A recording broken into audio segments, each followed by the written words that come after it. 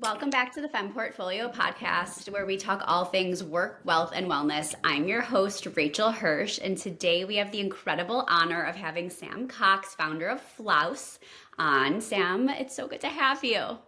Thank you so much. I'm so excited to be here. I feel like I've watched so many episodes of this, and now to get to be included is so exciting. Oh, that's so fun. Okay, wait. Before you introduce yourself, I feel like I do need to do a public service announcement. Yes, I have been wearing this sweatshirt for like 3 weeks straight, and I'm really embarrassed for like putting it on the table so that it's maybe less embarrassing.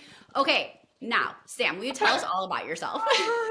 Yes, so I am Sam. I am the founder and CEO of Flaus. We are the world's first electric flosser, like an electric toothbrush, but for flossing.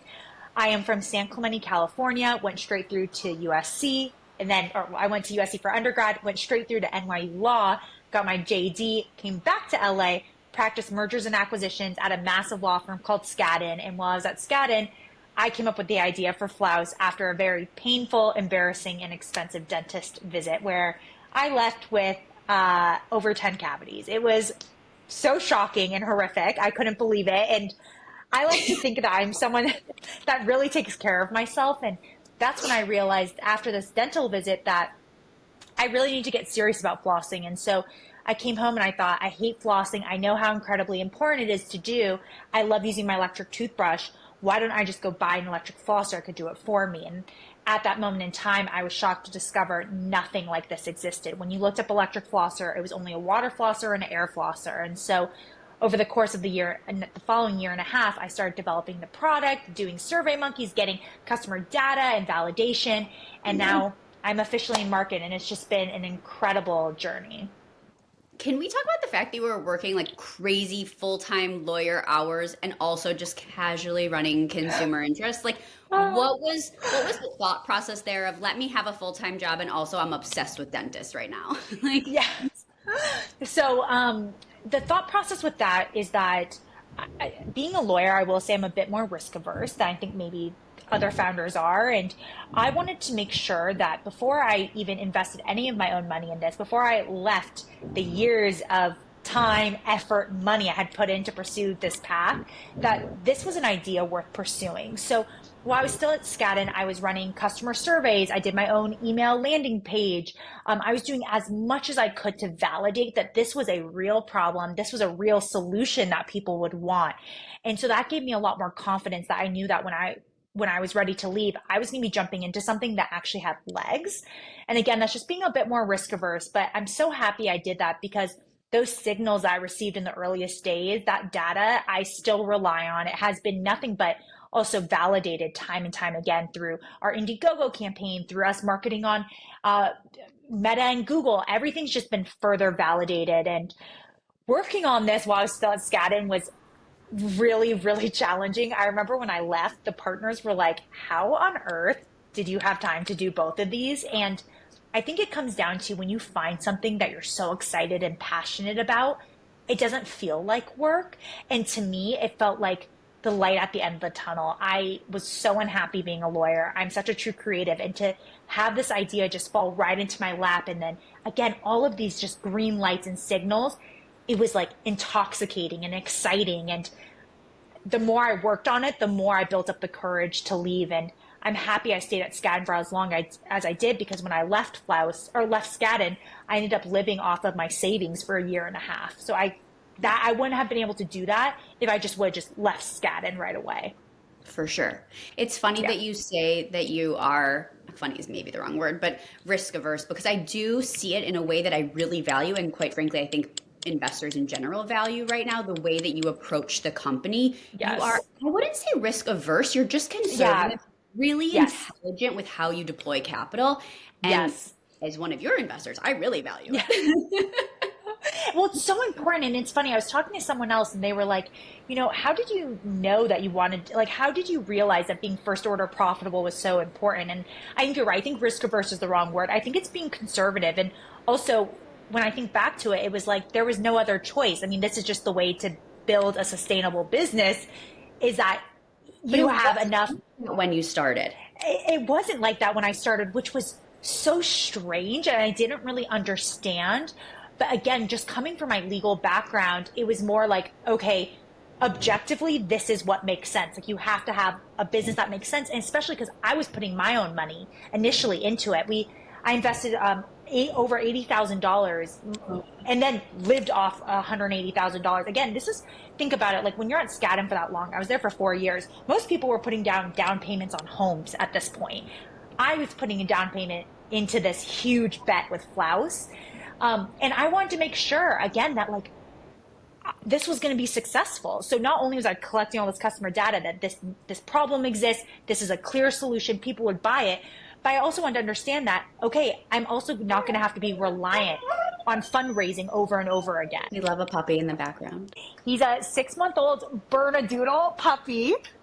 He's so cute. And his name is Frank. And he's like, I'm hungry. It's dinner time. Oh my Frank, goodness. say hi. Okay, wait. I have a question for you and for Frank, I guess. When you first started, what was the reaction from the market? Like, did people understand it? Did they know they needed it? Like, did they get it right away? Right away. Right away. So the first thing I did was, okay, so I came up with this idea, and then I went back to my friends and colleagues at the firm, and I was just asking them about their flossing habits. Like, are you flossing? And that's when I realized hardly anyone was flossing, and we're all not flossing for the same reasons. It takes too long, it's painful, it's difficult to do, and it's gross. And so immediately when I would approach people about the idea, the number of people that were like, I would buy that, was incredible. But these were my friends and my colleagues and my family. So I then wanted to go to unbiased people. Again, like this is a huge risk. So I'm like, I just want to make sure I'm dotting my I's and crossing my T's. I then launched a SurveyMonkey. SurveyMonkey has this incredible SurveyMonkey audiences where you can launch out a survey to random people across the US. Cool. I got 600 responses, $1,200 to do this. And I was just asking people about their current oral health habits. Are they flossing? How often? What are they using? Are they brushing their teeth? The common pain points. And I sent just 2 sentences of Flaus and would they buy it or not and for how much. And I remember submitting that survey and thinking, I'm just going to accept the answers for whatever they may be. And this is not overwhelmingly positive and up and to the right. I'm done. It's fine. I was invited to join the partnership track at Skadden. I knew that I could have gone in-house to one of my main clients. So I had some other options. But then that came back so incredibly positive. It was up and to the right. And I would say, Rachel, just through my whole journey, whether it was doing that survey, whether it was launching my own landing page, whether it was Indiegogo, whether all of it, it has been nothing but green lights. It is so clear to me that this is a product that deserves to exist in the world. There's clear product market fit already. And that just comes, I think, that's a result of me being the perfect customer who experienced this pain point, and for it to be so relatable to other people. The number of people who are like, I have been in that chair, I have lied to my hygienist.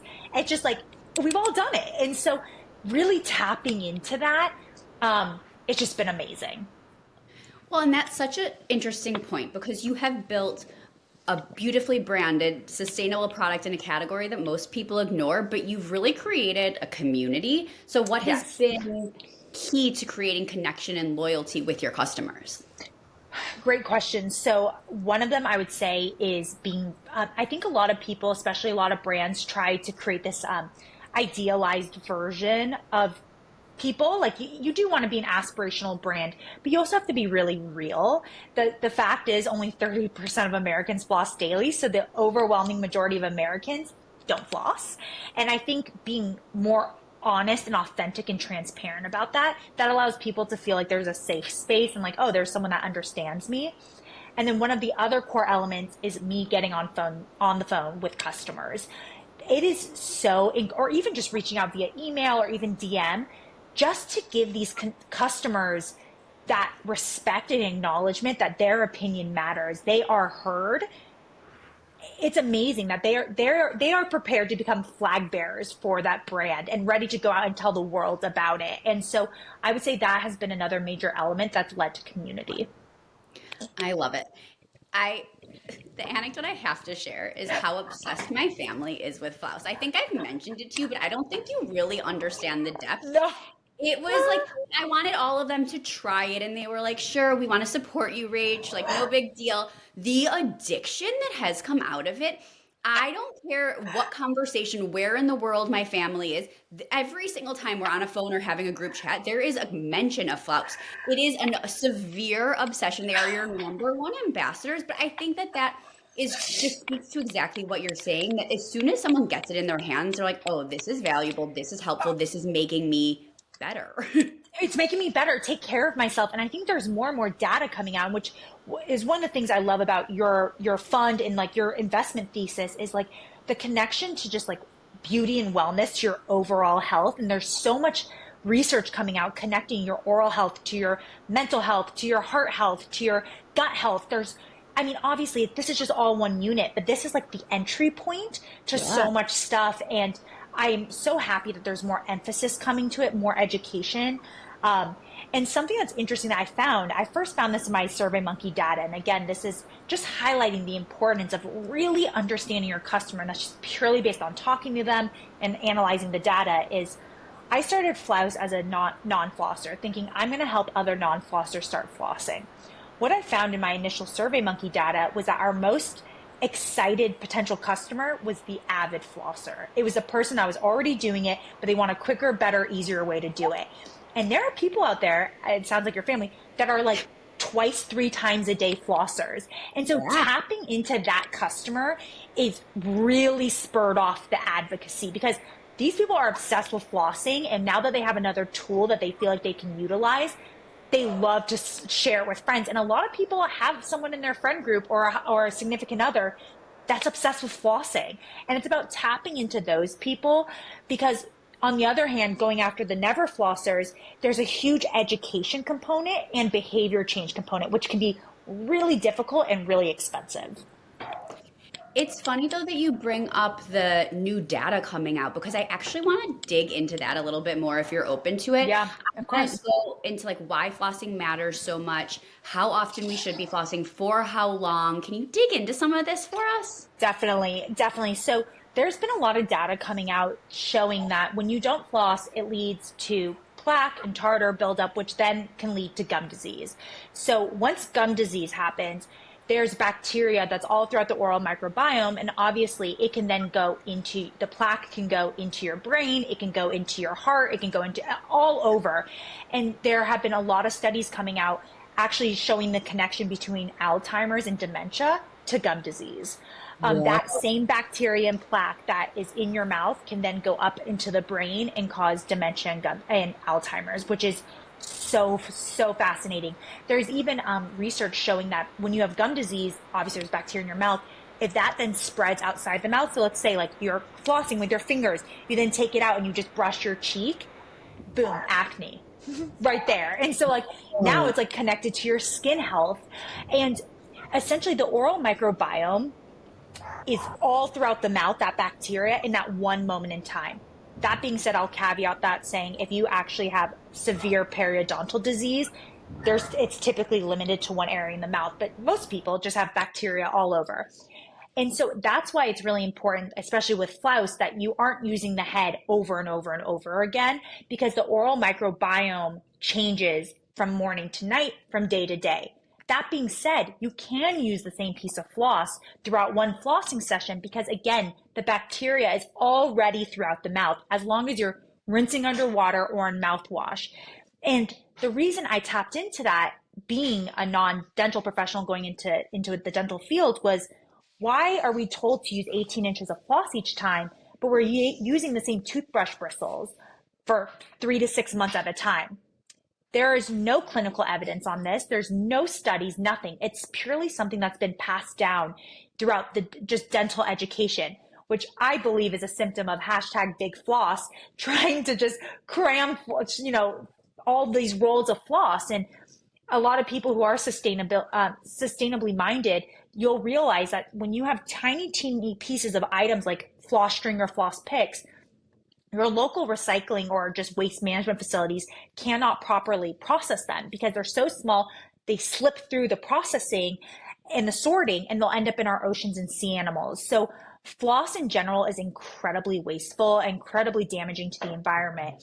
And so being able to use a tinier piece of floss throughout one session making sure those heads are made out of recyclable plastic. They use less plastic than traditional floss picks, and then offering a free recycling program where you make sure they get back to a dedicated oral care waste management facility that specializes in tiny items and mixed materials.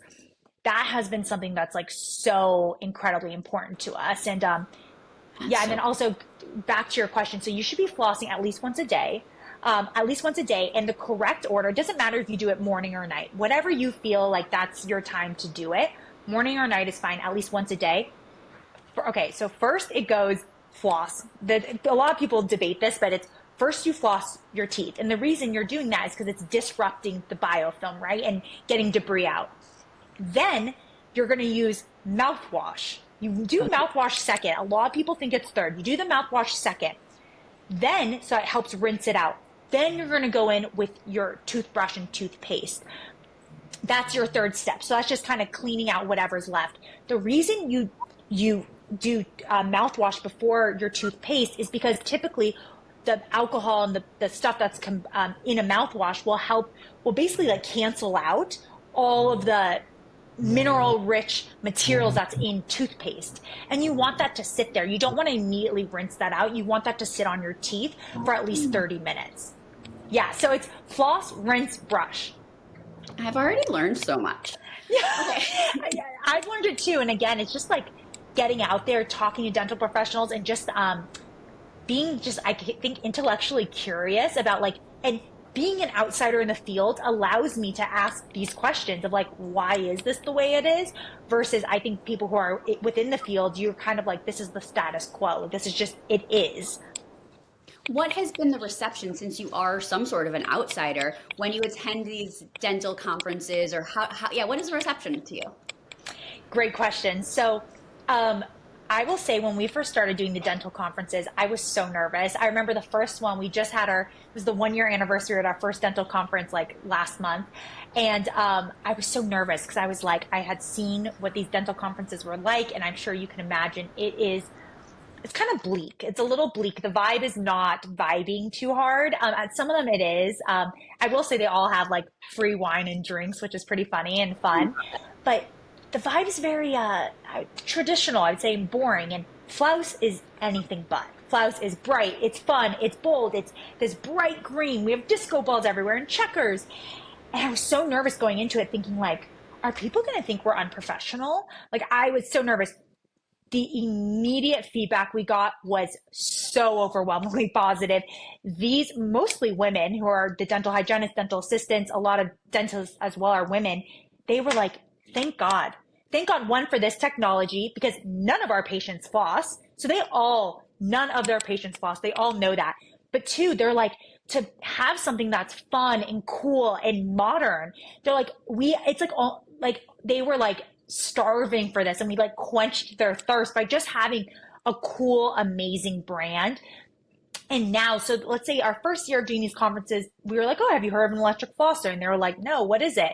What we've been noticing this year is that when we say, have you heard of an electric flosser? They're like, yes, I've heard about you from my patients. So their patients are hearing about it. And then they're so interested, and they're noticing because they're looking in their patient's mouth and saying, your gums look way healthier. Your teeth look way whiter. You have way less plaque buildup. What are you doing differently? And they're like, oh, it's Flaus. And so the reception has been so overwhelmingly positive. We have over 2,000 dental professionals in our ambassador program, all organic. We sell into tons of dental offices. And I will say, you have to be there at these conferences, but it is magical. Like we have crowds, lines down the road, and we're not doing anything crazy. We're not having giveaways. We're just selling products. And when we go to these conferences, we're walking away with at least a 4x ROI on our investment at the conference. And then we have the long-term ROI with it. But it is like insane. And like, I got so much inspiration, honestly, from like Doe and Belly Welly and even Dessois of like these amazing booths at Expo West. And being a smaller brand on a budget, I was like, oh, okay, like we can only really execute 80% to that level. That 80% is 200% what's at these dental conferences. So it has just been so amazing and so exciting. And what I like to say to my dental professionals, the ones who are like, oh, she's a lawyer, not a dentist, I like to say that I was a lawyer, but I'm actually a patient. And Flaus was invented by a patient, designed with dentists for patients, just like Waterpik and Philips Sonicare. It's very, very common. And so, but for the most part, I feel like all the dental professionals are like, thank you. Thank you for being creative. Thank you for bringing the energy into this. And like, especially being a small female founded brand, I mean, the amount of women that are like, good for you. We love, we love that energy. Yes. Okay, will you Yes. give me a myth about oral care that you wish more people understood or unlearned? I think a myth about oral care. So, okay, so two of them. One is because you have a lot of cavities, that must mean that you don't floss or don't take care of your teeth or brush your teeth. Something that I've learned is that you can actually truly be cavity prone. And the reason you're cavity prone is based on the acidity of your saliva. So it makes sense. If you have highly acidic saliva, it will break down the enamel quicker, which then leads to a higher prevalence of cavities and everything like that. And I think I am someone that has acidic saliva. I also have a sweet tooth, but let's ignore that. But I think that there's this idea that like some people are like, oh, you can have all these cavities. That must mean you don't take care of your teeth. But there's lots of people who floss and brush every single day and you still get cavities. And it's just because you have more acidic saliva. So I think that's an interesting like myth that exists. And another one that we see on our social media comments is that you must be lazy if you can't use your hands and fingers. Like you're lazy. We get that a lot. I'm not a lot, but we get it every so often. And something I would love for people to understand about Flaus, and it's one of the most rewarding aspects of building the business, is that flossing is actually quite an ableist activity. So using traditional string floss and floss string requires fine motor dexterity. And if you are someone who is blind, you have arthritis, cerebral palsy, MS, stroke, even autism or depression, it makes using your fine motor skills not only difficult, but sometimes impossible. And so we have actually developed an incredible accessibility community, and we work with members of this community all the time for product development and iteration. And I hope to work on that assumption and myth that everyone can floss and it's a basic thing everyone can do, because there's actually huge portions of our community of Americans where traditional flossing is actually physically impossible, and Flaus makes it accessible for them. I have learned so much. It makes me wonder if I'm an investor that I didn't know this coming into this conversation. But the questions I asked were just vastly different. Yeah, exactly. You're like more, of course, worried about like, or thinking about like the market size and the metrics and things like that. And these are just surprises. Yeah, exactly. The acquisition cost. And I know something that I would love to just even mention is like, and you and I were talking about this earlier, like I did have an older dad, and unfortunately I lost my dad last year, like the Sunday between Black Friday and Cyber Monday, which was like horrible timing just in general. But then especially that's like the, Super Bowl for CPG. But that being able to serve the older community, our senior community, has been so rewarding. And I remember sitting at SCAD and being like, I worked so hard for this. Like, this can't be it for me. This can't be it. Like, there has to be more. And now, not even just the accessibility community, but our senior community, getting to help them gain independence and confidence and control over their self-care has been so amazing. Because I feel like they're overlooked and not focused and prioritized. And having someone who had an older dad, that's something that really like is close to home for me. It's something that we don't talk about a lot, but I Yeah. think is actually, this is going to sound insane, but what else is coming out of my mouth? The way that we care for our pets at their end of life has so much more compassion and empathy than I think we So do. much more. And especially as we start to see people age and like go through it ourselves, hopefully it just creates more empathy and compassion, because it is a segment that is left out, and it doesn't make sense for them to be left out after they've given their whole lives to support us and take care of us. Oh, 100%. And something I'm excited for though is I really feel like us millennials, like as we're going through life, we're innovating more. We're creating like, all the baby startups, all the wedding startups. It's like kind of just moving with the phases of life. And now that we're experiencing the aging and unfortunately the deaths of our family members and parents, I'm hoping that we're going to see more startups focused on our older senior community and making it a more dignified Right. sunset years for them, because yeah, it's just it is really hard to see and experience myself, and you can feel really like lonely and helpless. And but I'm excited. I feel hopeful that I think that that's going to be kind of the next terrain that people are focused on. I love that. Okay, good. So not to take us on another left turn, but I do actually sorry. I do want to talk a little bit about the fulfillment that you spoke to a Yes. little bit that you get from building Flaus. I think that something that so many people struggle with, myself included, is we go from these huge corporate jobs where the potential earning is safe and comfortable and pretty Mm-hmm. big. And Yeah, then we take this huge leap of faith, and it's way harder. It's way harder. there lacks stability from every angle, and you constantly are comparing yourself to my what if I was to say to my corporate, Hmm. I would be Hmm. making this much money, or I would have saved this much money, or my 401k would have. How do you sort of navigate that and balance that? Because it sounds like you're in a really thoughtful, balanced place with that. Yes, so that is definitely a struggle. I have had my moments like that for sure, where I'm like, I have no financial stability and I am someone that likes to be stable. And I'm so risk forward right now, which can feel very uncomfortable. Something that's really helped me is just talking to my mentors and advisors and friends who are all feeling it. And I think realizing that that is the entrepreneurial journey, that this is it, is that experience and getting comfortable with it and recognizing it's totally normal to feel that way has given me a sense of peace and calm that like it is what it is. Like it'd be weird if I wasn't feeling this way. I unfortunately don't come from somewhere that like I have my own trust fund and it doesn't really matter to me. It does. And I actually think for me, it's been like a bit of a superpower because I am willing to do anything it takes to make this successful because I have sacrificed so much that I will go 110%. It's funny, growing up, my mom had a sticker on her car, 110%. And I feel like that is like how I've been raised. It's like, I remember when I showed someone the Flaus brand or very early on, and they said, "Whoa, this is like really out there. This is this is kind of crazy." And I was like, I am swinging for the fences. It's either this is going to be a massive hit or a massive failure, but I'm not going to wait to see in the middle. It's either one or the other. And having that lack of security, it's just this uncomfortableness you have to get comfortable with. And as you mentioned, Rachel, it's just part of the journey. Like lack of, like, there's no one telling you what you're supposed to do every single day. You're making it up. You're figuring it out. There's no structure in what you're doing.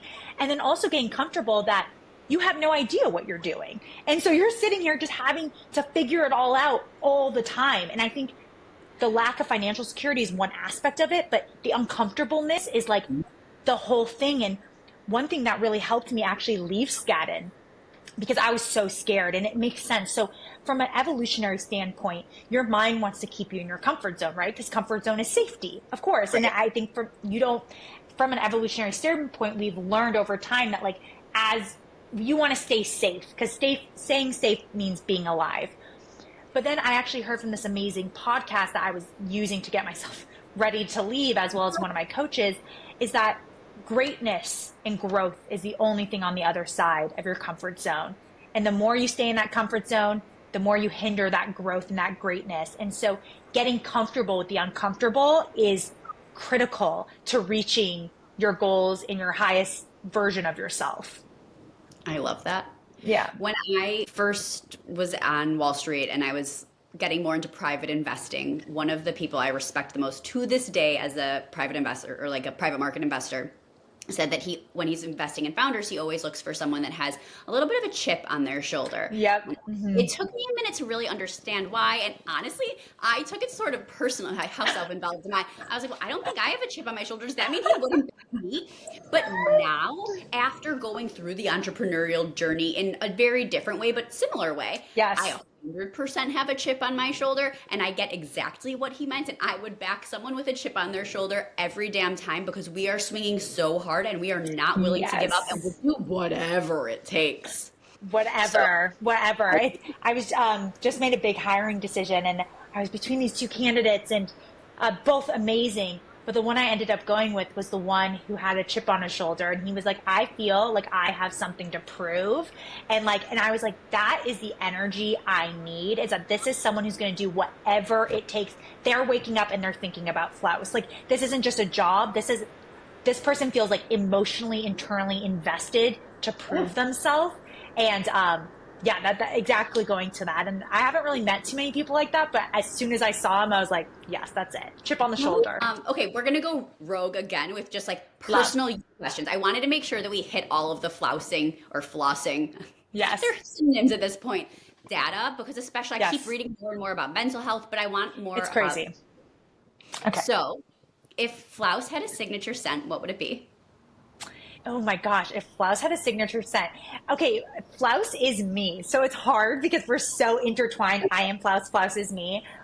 Oh God, my signature scent is so embarrassing. They don't even make it anymore, so I have to like literally buy it from Walmart or like these random. I saw it one time in the airport convenience store, and that's when I knew it was bad. It's pink sugar. Do you remember this? Pink sugar. It was like the white and pink bottle. Yeah, I have to buy it from like random stores because they don't make it anymore. But pink sugar This is is mine. PBS. You're allowed to say ass. Yeah, yeah. That is literally like I just love it and it's my scent. I think that Flaus would have a scent that is gosh, I'm trying to think like that's such a hard question. I honestly I don't know Roll what it the scent over. would be. Yeah, I'll mull it over. My random response to that was when, I'm really old. They don't do fluoride like this anymore, but it used to be like you picked a flavor like bubble gum or mint. And my Mm. growing up had pina colada. Oh, And I love whatever, that. I was like 6 years old, and I want pina colada.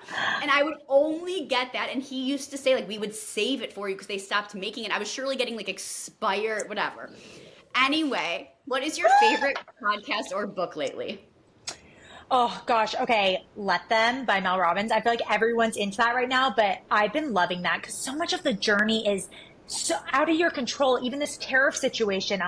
I've had an ex co-founder before, and not knowing how people are going to react to things, and so much of the journey is out of your control, and being able to relinquish that, especially if you're like a perfectionist, high performer like us, we want to be able to control everything, and so much of this is just like let them just let it happen and just stop like riding the wave so much.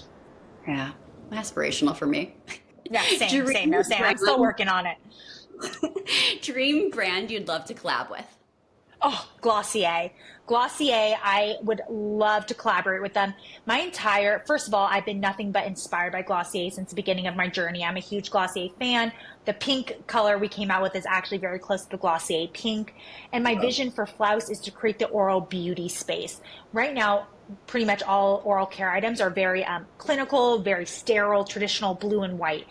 I'm trying to lean more into this oral beauty space. So like I have a little tooth gems on my tooth, the like a play on the face mat for your teeth and your gums, lip scrubs, gua sha. There's so many things that involve your mouth and your lips and just this general area. And I think that there could be such an incredible, fun collaboration with someone like a Glossier. That'd be my dream.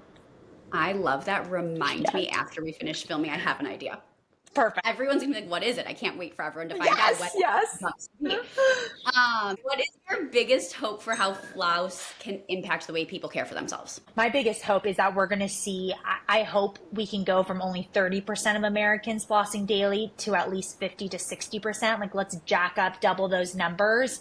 And that cavities is the number one non-communicable disease worldwide, which is great. I mean, it's everywhere. And think about it, the increase in sugar and processed foods, fast food, that all leads to gingivitis and all those things. And being able to decrease those numbers on a global scale would be incredible. And then finding a way to be able to offer Flaus to underserved communities for free and in developing countries. I would love to be able to get Flaus as far and wide as we can, because this is a product that deserves not to only exist in the United States, but to exist in the world. I'm just obsessed with you.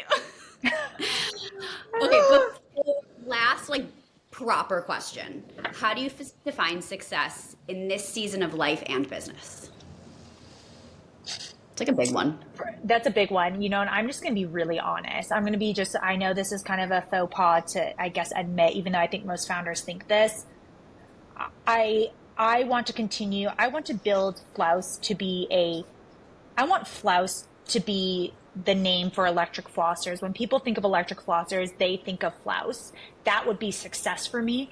and even bigger than that is having Flaus on a global scale, which I believe means finding its proper home in Procter and Gamble or Unilever or somewhere like that, that can take this incredible product, this incredible brand and mission, and then just flip on their other marketing distribution channels and spread it across the world. I think that would be success for me, is getting towards an acquisition with a really strategic buyer who's not going to kill the brand. I think a lot of these companies buy little startups and then kill them. I want to find someone that would actually keep me on too. I would love to stay on the chief brand officer, see the launch into South Korea and Japan, which they want Flaus so badly. That would be iconic. I want to go there so bad and get to experience that. I would say that on a business side. So getting towards landing our little rocket ship, Flaus rocket ship on planet Procter and Gamble. That would be, and I'm just gonna be honest, that would be it for me. And then personally, this is something I still struggle with because Flaus is my entire life. I think I'm still working on trying to find more personal success of having hobbies and interests outside of Flaus, having a bit more balance in my life, because it is so Flaus forward. Yeah, I get that. And yeah, but it's like, what's the other option? I don't know. I think I used to judge it with myself a lot because people always talk about like, you can't get your fulfillment from work, but I do, and so I don't think that's a bad thing, and I'm okay with it. Is that bad to admit? I think I need to get there. And I think that's a lot of like just the growing and maturing, is like recognizing that like you're on your own personal journey, and just because it doesn't fit into someone else's idea of wellness and health doesn't mean it's not your right version of wellness and health. And yeah, no, Rachel, I'm like inspired by that. You're right. It's like just accepting it. Like this is what gives me joy, and that's okay. Like that doesn't mean I'm some robot, but that is something I'm working on more, is like my personal success. But definitely I know my idea for Flaus success though. And I'm like, this is what I'm going for. Well, Flaus is equal to flossing in our household. So within the Hirsch household, you have 100% achievement. Yes. Same, honestly, same here, but of course. And I mean, how just incredible. To be the Kleenex or the like Xerox or all of it. Like, it's just to have a real lasting impact that lasts generations. And the biggest thing is helping people. It's just, I'm doing something that means something, versus when I was in my corporate job, I was just a cog in the wheel and I wasn't doing anything that had impact. And now I am. And it's like, it's just, what a blessing and an honor and a privilege. You're just so perfect. Okay. Last final quick fire. I've watched too much Top Chef that I'm calling it a quick fire, but final questions that are supposed to be like one word answers, but you can make them longer. But theoretically, what is something you can't live without? My phone. I would say my Flauser, but that's fine. Yeah. What keeps my Flaus? You're alive. I mean, that's probably more socially acceptable. Yeah. What keeps you grounded? My family. Who do you admire most? This can be controversial because I don't think he has had some weird stuff come out about him, and unfortunately he's dead, is Stephen Hawking. Sounds so random, but he's always been someone I've really admired. Just the amount of adversity he had to overcome and the huge impact he had on science. And I mean, what an extraordinary life, not necessarily agreeing with personal things that he did, but he's always been someone he's someone I would get dinner with who's like dead or alive, would be Stephen Hawking. Love. Yeah. What makes you feel wealthy? Health. I love that one. Yeah. What's something few people know about you? I'm an amazing golfer. Are you?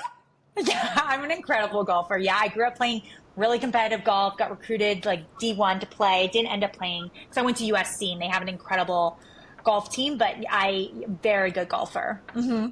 Yeah, you didn't know that. So I did golf all the time. It was actually the main way my dad and I spent time together. And every time I went home, whether it was literally, we played golf in like 28-degree weather, we'd play in super hot, raining, my dad, all the way until his final months of life, was out there playing golf. And I started playing when I was 5 years old. And so but now it's like almost riding a bike. I can get back out there without playing for months and I'm still, parring and birdieing holes. Yeah. You're amazing.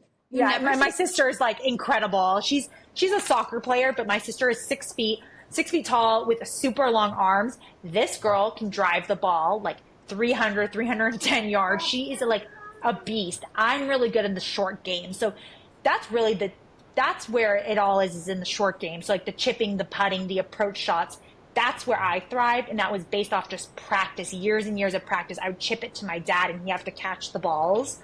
Yeah. And so I haven't played since I lost my dad December 1st, but I'm a little nervous too, but I think it'll be really emotional, but I know it's kind of a band-aid I need to rip off. Yeah. Hopefully at some Yeah. point it will be like a way that you feel like you can connect with him. Connect with him. I know it even makes me like emotional to think about because I remember being out on the golf course and I'm gonna try not to cry on your podcast, but I remember even being out on the golf course and I would take photos of him knowing that like that day could come and he won't be there anymore. And so, but yeah, hopefully it's something my sister and I can continue to do in his honor and play some scrambles together, combine her long shot with my good short game. And yeah, I'm hoping I'll feel closer to my dad and he'll show up. I told him to show up as Titleist Pro V1 golf balls because those are my favorite. We, well, we should put his face on some. Maybe Oh my not. God. Yeah, maybe not, but maybe. Yeah, he'd probably get lost in the water. He'd always hit it in the water. But he was, just such a joy, and I always really, really fond memories. But yeah, I haven't gone back out there since. Okay. Well, Yeah. we'll keep that one on a TBD. Yeah. Yeah. But Yeah. honestly, thank you so much. I don't think you realize you are such a bright light. I get so excited to talk to you, even if it's just via text, because you're a ball of energy that makes everyone happier, more optimistic, excited.